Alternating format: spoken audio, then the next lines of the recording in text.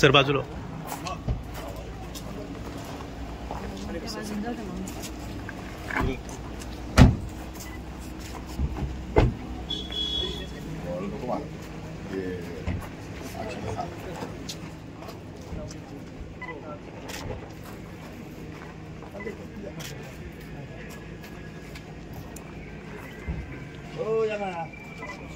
एक मिनिट नानी एक मिनिट थोडं माग काय करते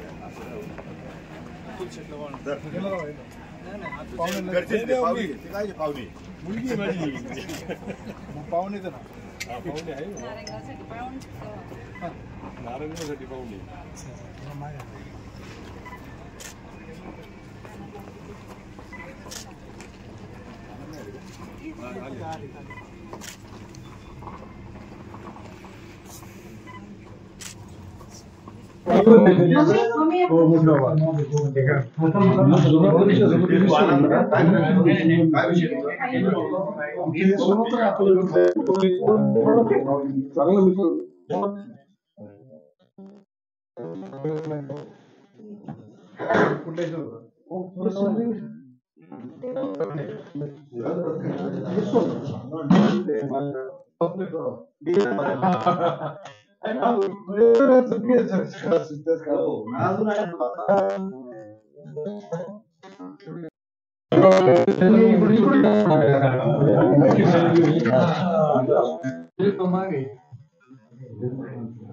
तू कुठं जायचं म्हणतो वारून फॅमिली तू कशा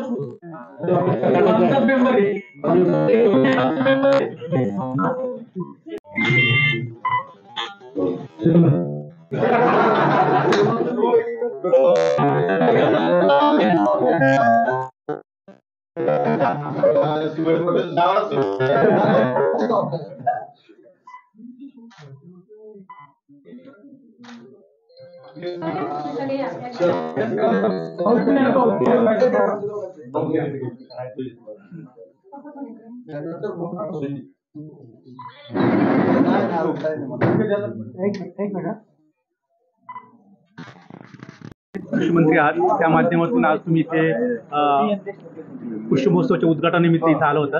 आपली पत्नी ही इथे नारायणगावला वारुळ्यांना सून म्हणून दिलेली आहे, त्याही संचालिका म्हणून कृषी उत्पन्न बाजार समितीवर काम करतात। काय त्यांना सल्ला द्याल?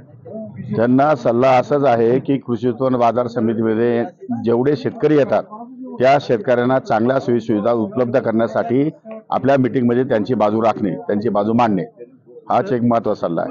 तर आपले जावई द्राक्ष बागायतदार आहेत। आज आपण पाहतो 3-4 वर्षापासून द्राक्ष बागायतदारांवर फार संकट आहे। कधी बाजार नाही तर कधी हवामानाचा प्रादुर्भाव असतो। अशा परिस्थितीत तुम्ही काय द्राक्ष बागायतदारांसाठी काय कराल?